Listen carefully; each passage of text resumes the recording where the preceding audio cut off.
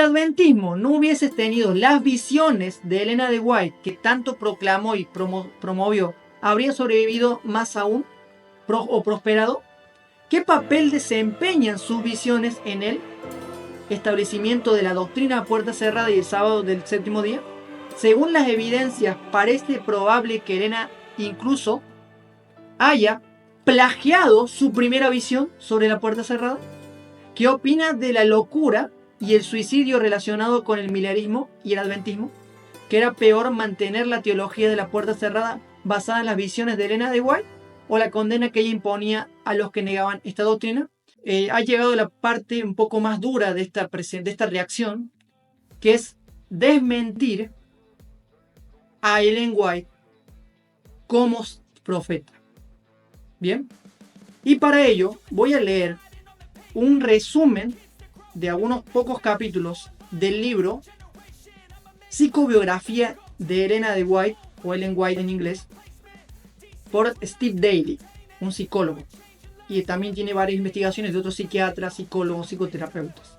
Y el segundo es afirmaciones reputadas de Cambright, una persona muy cercana a Elena en su época. Esto no quiere decir de que Cambright o Steve Daly le tenían odio, estaban enojados con Elena, no. Cambright es admirable lo que él hizo porque él esperó hasta que Elena White muriera para publicar el libro.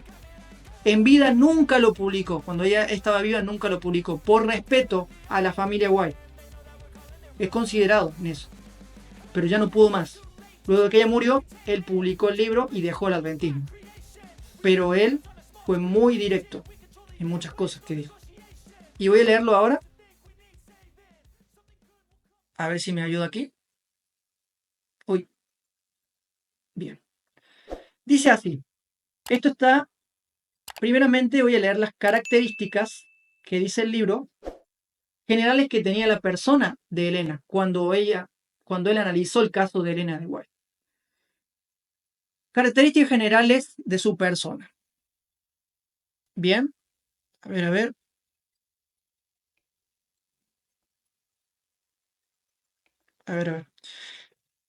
Elena Gould Harmon White me parece el caso de estudio psicológico más interesante que haya encontrado a medida que se desarrolla el libro, o sea, el libro de psicobiografía. Veremos patrones de narcisismo y sociopatía de alto funcionamiento que no había sido revelado anteriormente. A ver. Elena, luego de su accidente de la piedra en la cabeza, padeció las siguientes cosas. Elena sufrió más depresiones que su gemela. No sé si sabían que tenía una hermana gemela. Su hermana gemela no padeció de estas cosas que tuvo Elena porque ella es una persona que no tuvo un accidente. El golpe en la cabeza fue en esta parte más o menos, que le pegó en el lóbulo frontal. Y por ende esto traía consecuencias a la larga, ¿no es cierto? Bien. A ver. Entonces acá, a ver. Uy, esto es duro, pero tengo que leerlo. Dice, luego de su accidente, Elena sufrió más depresiones que su hermana gemela, dada la deformidad temporal, los daños en su aspecto físico y los continuos problemas de salud derivados de su lesión. No es sorprendente que Elena describiera la secuela de su accidente como una época de oscuridad.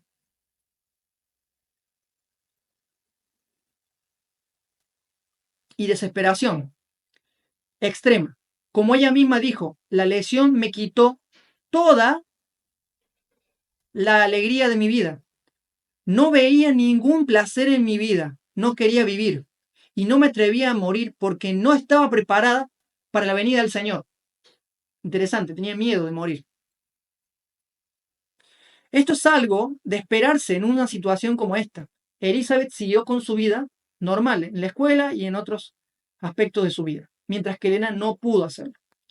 Elena permaneció en su cama la mayor parte del tiempo, sintiendo que era una carga pesada para su familia, aunque luego intentó hacer lo que pudo para ayudar a su papá en la fabricación de sombreros, mientras que Elizabeth llevó una vida normal.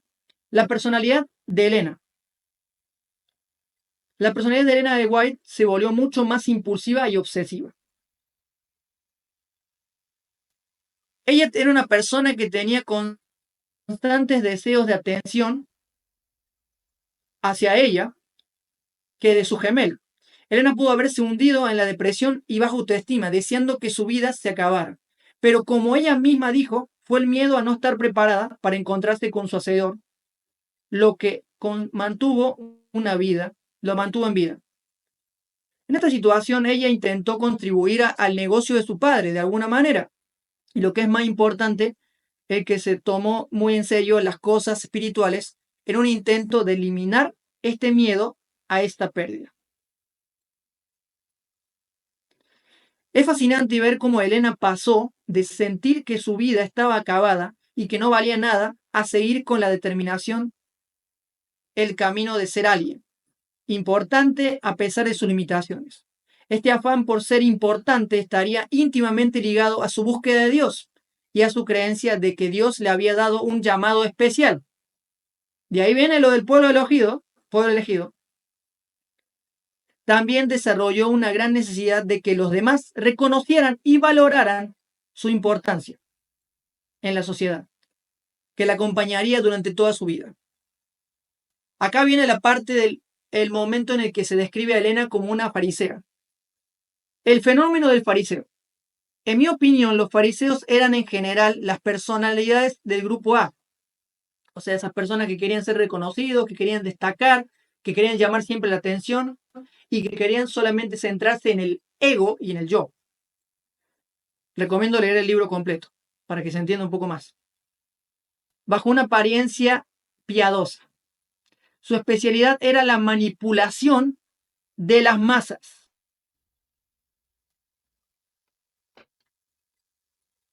Haciéndoles que creyeran algo que no era verdad. Elena White incluso superaría a los fariseos al convertirse en una maestra en la manipulación. O sea, en ese sentido. En la medida que creas que tienes un llamado especial de Dios y que te distingas de todos los demás, es más fácil que te ciegues a tu propia ambición. Control, deshonestidad y necesidad de estatus bajo el disfraz de hacer la voluntad de Dios. En los próximos capítulos volveremos a examinar. Bueno, acá nos tenemos un poco de los capítulos. Quiero llegar más adelante porque es medio largo el resumen, pero voy a ir a la parte que me interesa más adelante, que es las visiones. Visiones o convulsiones. Reduccionismo médico. En 1981, Delbert H. Hodder, un pediatra adventista especializado en neurología, escribió un polémico artículo en Evangélica, se llama el periódico, titulado Visiones o crisis parciales complejas. ¿Qué decía ese artículo? Ahora lo voy a leer un poco. Hodder llegó a la conclusión de que mientras los adventistas suponían que eran visiones lo que tenía la señora White, en realidad fueron convulsiones o crisis parciales. Eso era evidente ya que tuvo un accidente en el cual tuvo un golpe en el cerebro. Como resultado de su grave lesión en la cabeza a la edad de 9 años. En esa época yo era un apasionado lector, dice el autor, Steve Daly, de Evangélica, de la revista Evangélica, y estaba escribiendo mi tesis de maestría en historia que se centraba mucho en Elena de White, así que me fascinó esa afirmación. Aprendí que los términos crisis parciales y complejas y crisis parciales simples son usadas a veces indistintamente y que esta crisis se conocía antes como epilepsia del lóbulo temporal o epilepsia psicomotora. El doctor Hodder no fue el único en proponer esta teoría. Poco después de que publicara su artículo, un colega adventista, que también es médico, reafirmando la misma hipótesis de la lesión craneal de Elena. En esto, que equivalía a un reduccionismo médico, Moyerus Cooperus, el diagnóstico, otro médico, Moyerus Cooperus, dermatólogo, también creía que las visiones de Elena podían explicarse mediante un modelo puramente médico en su artículo, publicado en Adventist Currents, titulado The Significance of Ellen White, Ed Injury. El impacto del daño craneal de Elena de White, sería en español el título. Como era de esperarse, los adventistas reaccionaron en contra de esta teoría desafiante, y el liderazgo de la iglesia, incluido el White State, se apresuró a responder recurriendo a expertos en medicina y salud mental, así como un médico propio para refutar estas acusaciones. Donald Peterson, profesor de neurología de la Universidad de Loma Linda, escribió un libro entero sobre el tema titulado Vision of Cyrus Was Ellen White the Victim of Epilepsy. Quiere decir en español, visiones o problemas de crisis temporal o víctima de epilepsia. Bien, voy a quitar aquí a Camelo un rato. Termino diciendo. Disculpen. Y voy a seguir leyendo un poquito más. Voy a leer un poco de corrido para que no sea tan largo. Y sigue diciendo. Insistía que no había suficientes pruebas de que apoyaran la idea de que Elena de White padeciera algún tipo de epilepsia y que las crisis parciales complejas no podían ser los responsables de las visiones de Elena de White. O sea, negaban todo, obviamente, porque se le iba un gran negocio que vendría después.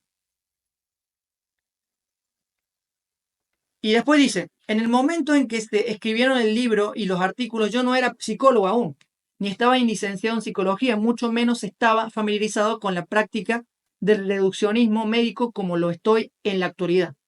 Pero a lo largo de los últimos 20 años vi muchos ejemplos de reduccionismo médico y reduccionismo psiquiátrico. Interesante. Y después dice algo muy interesante. Parece demasiado común que los médicos, psiquiatras y terapeutas reduzcan las personas a un diagnóstico que puede tratarse de algún modo simplemente con una receta o un enfoque unilateral de que no ve en absoluto el panorama general. Tal es el caso de Hodder y Kurz. Reducir las visiones y el ministerio de Ellen White a crisis parciales complejas es poco realista y una total exageración de lo que permitía a la iglesia adventista desmontar con facilidad este hombre de paja. Ellos decían que este hombre estaba mintiendo y todo lo demás.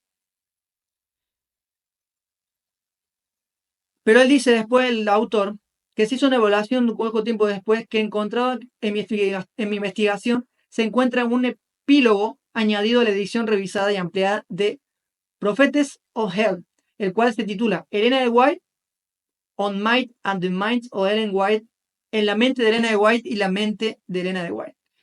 O sea, en la mente quiere decir dentro de lo que estaba pasando en Ellen White y fuera de la mente. O sea, lo que ella pensaba de sí misma y lo que pensaba un especialista en la salud. Bueno, vamos avanzando un poco más y dice algo interesante. Dice, después,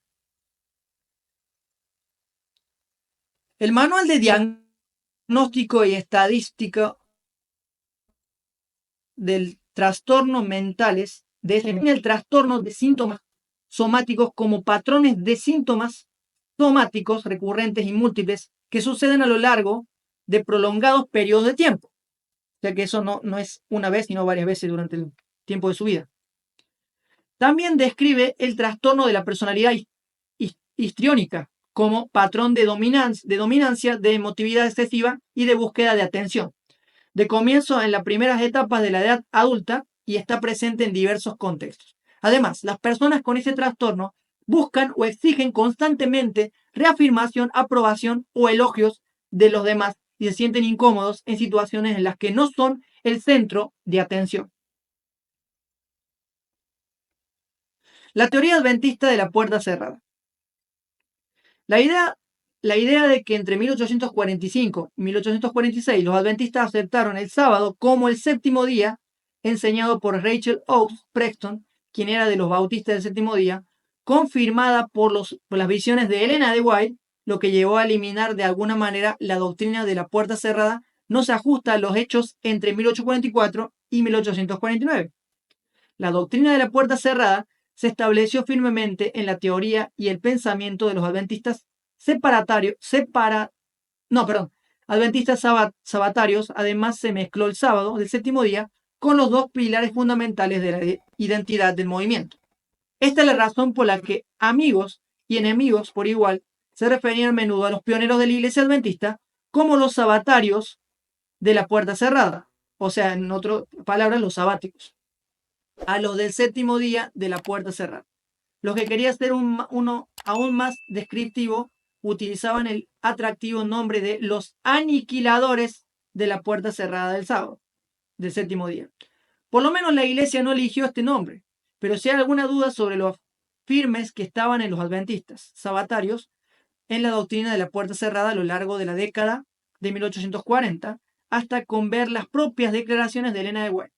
Todavía en el año 1849, Elena tuvo visiones adicionales que confirmaron la vigencia de la doctrina de la puerta cerrada, exhortando a los que tenían dudas para que volvieran a aceptar el mensaje. Mientras ella estaba en Towson, Maine, tuvo dos visiones más el 24 de marzo que animaron los creyentes en la verdad presente.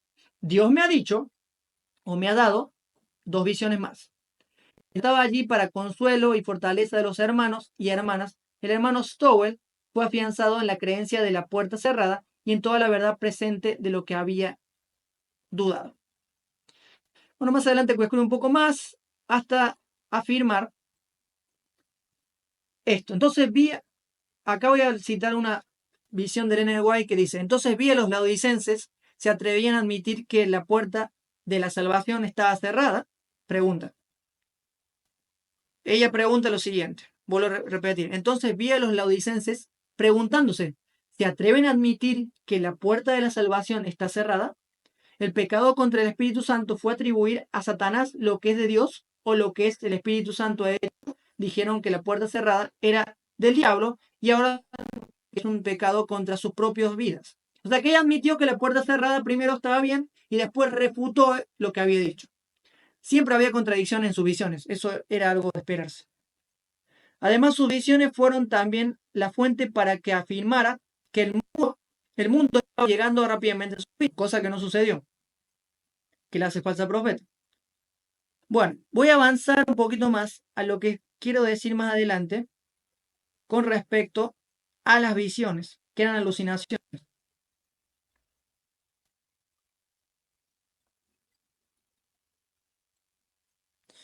A ver acá si me esperan un poquito.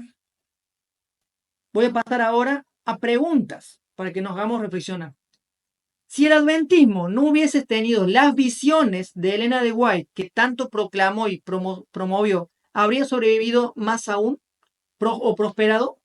¿Qué papel desempeñan sus visiones en el establecimiento de la doctrina a puerta cerrada y el sábado del séptimo día? Según las evidencias, parece probable que Elena incluso haya plagiado su primera visión sobre la puerta cerrada. ¿Qué opina de la locura y el suicidio relacionado con el milenarismo y el adventismo? ¿Que era peor mantener la teología de la puerta cerrada basada en las visiones de Elena de White o la condena que ella imponía a los que negaban esta doctrina? Todas estas preguntas, queridos amigos y hermanos, quiero que me las respondan en el chat. ¿Qué piensan ustedes? Y pueden reflexionar también y compartir un diálogo después. Ya voy a avanzar a la parte que me importa de Camray y con esto ya terminaría la lectura. En el libro Afirmaciones refutadas de Camray, él dice lo siguiente. Dice así: ¿dónde está ahora su espíritu de profecía? Desde el principio de su historia, los adventistas del séptimo día han afirmado que ellos son la iglesia remanente de Apocalipsis 12 y 17, porque tienen una profeta entre ellos, a saber, la señora Elena G. de White. Siempre han insistido que ellos tienen el espíritu de profecía de Apocalipsis 19:10, cuando los que se oponen a sus puntos de vista han argumentado que nosotros tenemos el espíritu de profecía en los escritos de los profetas, como están registrados en las Sagradas Escrituras. Eso decían los que iban en contra del ministerio de Ellen White. Lo han negado y de la manera más dogmática han argumentado que para tener el espíritu de profecía debe haber un profeta vivo en la iglesia. Pero ahora su profeta había muerto. ¿Dónde está ahora su espíritu de profecía?, preguntaban los escépticos y los críticos, y ellos respondieron de manera arrogante que aún sigue en su literatura. De acuerdo con el argumento que por mucho tiempo usado, ahora no tiene ningún espíritu de profecía y por lo tanto no puede ser la iglesia remanente de Apocalipsis 2:17. La muerte de la señora White mató su argumento. Y yo estoy de acuerdo con lo que dice. Pero miren lo que dice más adelante, en el capítulo 10, si no me equivoco, de su propio libro. A ver. Bueno, voy a terminar lo que dice este párrafo, que no termino con este párrafo y paso el capítulo 10, lo que dice. Hasta el mismo final constantemente apelaron a la señora White para resolver los nuevos temas de controversia que continuaban surgiendo entre ellos. O sea, la gente que dudaba de Elena, ella siempre tenía una visión o tenía una respuesta a las contradicciones. Al pasar el tiempo, quien se resolverá ahora los nuevos temas de disputa que constantemente surgen en su obra. Esto se refiere a después de la muerte de ella. Tendrán que ser resueltos por sus hombres no inspirados y falibles, lo mismo que en otras iglesias, de aquí que estén tan sujetos a error como las otras iglesias. La condición de la señora White en las visiones. Esta es una bomba. Se lo voy a leer.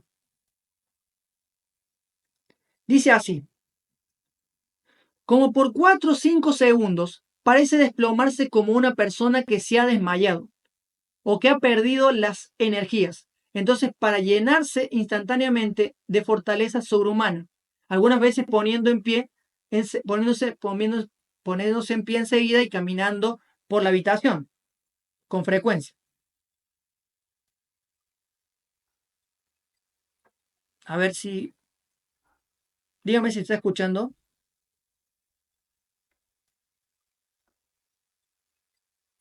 Bien, acá lo achiqué un poquito para seguir leyendo y ya termino con eso. Y les doy el paso a ustedes.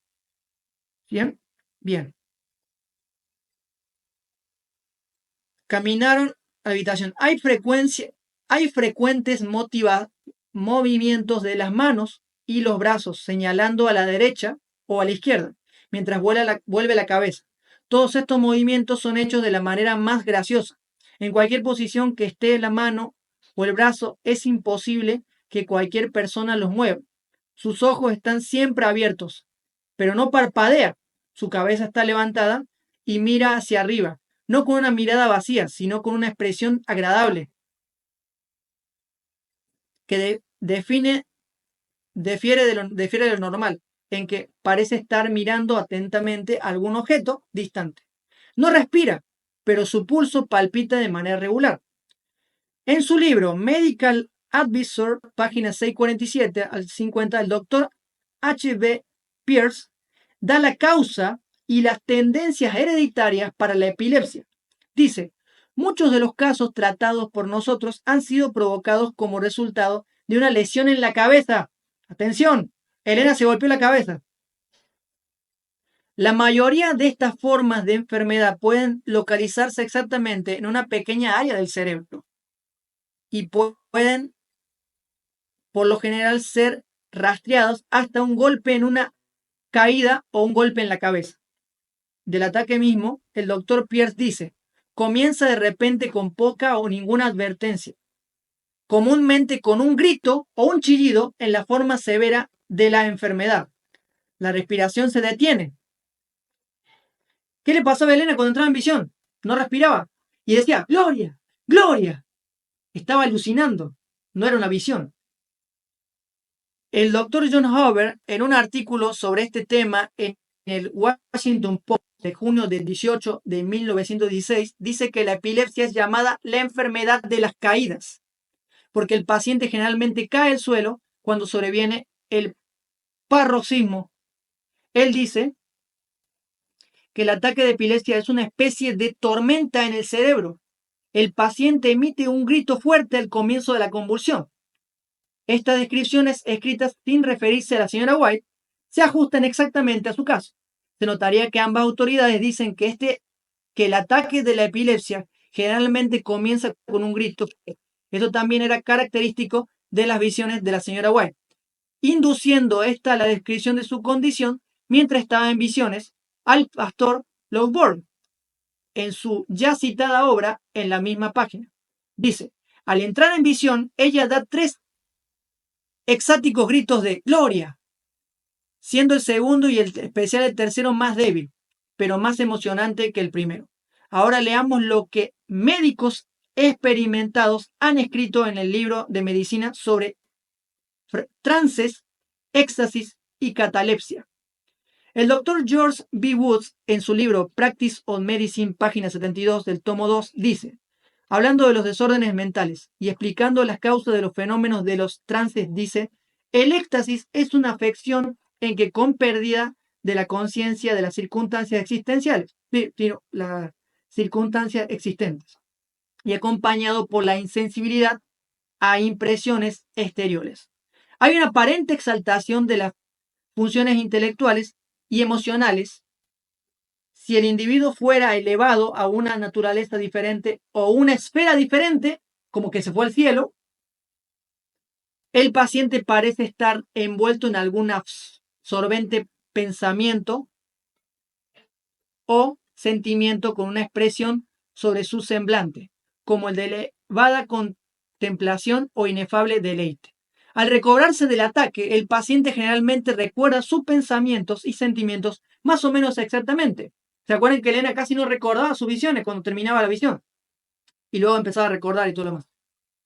Que había visto me trabé, perdón. Alguna vez se cuentan las maravillosas visiones que ha visto de visitas a las regiones de los benditos, de embelesada armonía y esplendor, de indescriptible gozo de los sentidos o afectos. Una persona perfectamente familiarizada con la señora White no podría haber descrito sus visiones más exactamente como este caso. Luego les recomiendo la lectura del libro Afirmaciones Refutadas, porque aquí me pasaría toda la noche leyendo el libro. Y voy a cerrar con las últimas palabras de Camelo y ya les doy paso a ustedes. Querido, Hermano querido, es en la iglesia, no es yendo a formar un grupo y ponerme a criticar, a hablar que la corporación, que la organización, en eso se la pasan. Y voy a decirles, va a venir el Señor. Y unos van a estar discutiendo si se guarda el sábado o no, hablando de Colosenses 2:16. Y otros van a estar atacando a la iglesia. Porque me temo que muchos que hoy dicen defender, un día se van a convertir en los más acérrimos enemigos de la obra adventista, del pueblo de Dios, que está formado por una multitud de creyentes que no nos imaginamos nosotros hasta de dónde el Señor los va a levantar. Como les dijo a los judíos, si nosotros no hacemos la obra, entonces las piedras van a hablar. Hasta ahí es el video y voy a cerrar con lo siguiente. La obra que Jesús les dejó a sus discípulos antes de irse a ascender a los cielos fue: recibirán poder cuando venga sobre ustedes el Santo Espíritu y darán testimonio de mí a la gente, o darán testimonio en mi nombre, en Jerusalén, en Samaria y hasta lo último de la tierra. No tiene nada que ver con la obra adventista. No tiene nada que ver con la obra evangélica o de cualquier denominación. Tiene que ver con Jesucristo, con el testimonio que creyentes sinceros, valientes y fieles a Jesucristo tienen en su diario vivir. No son estudios bíblicos, no son campañas evangelísticas, sino es testimonio de vida que tenemos y experimentamos con Jesucristo. Respondo a la pregunta: si la iglesia adventista no hubiera tenido a Ellen White como el don profético, ¿hubiera llegado hasta el día de hoy como es reconocida? La respuesta es que no. Si Elena de White no hubiera hecho el 90% de plagios, la manipulación que hizo durante su ministerio, entre comillas, y todas las amenazas a sus secretarias y todo lo demás, que lo pueden leer en otros libros y bibliografías, no hubiera sido conocida como profeta. Y si en 1919 los líderes de la Iglesia Adventista de la conferencia de ese año hubieran decidido por la verdad y no la manipulación y la mentira, la Iglesia Adventista ya no sería prestigiosa como hoy lo es. Pero lamentablemente quisieron perpetuar una mentira. Y cuando se repite mucho tiempo una mentira, se convierte en verdad. Y termino con una alegoría. Se dice que la verdad y la mentira se fueron a un río a bañarse. La mentira entró primero y luego entró la verdad. Luego sale la mentira del río y se roba la ropa tanto de la verdad y como se lleva la suya. Entonces la mentira se pone la ropa de la verdad. La verdad quedó al desnudo, quedó desnuda y comenzó a salir por las calles. Pero la mentira se disfrazó de la verdad. En la actualidad, la mentira está vestida de la verdad y la verdad está al desnudo y en vergüenza, porque solamente siguen lo que dice esa mentira disfrazada de verdad. Que Dios les bendiga, que Dios les acompañe y que esta presentación haya sido útil y haya hecho reflexionar a todos. Y ahora, el momento de leer los comentarios.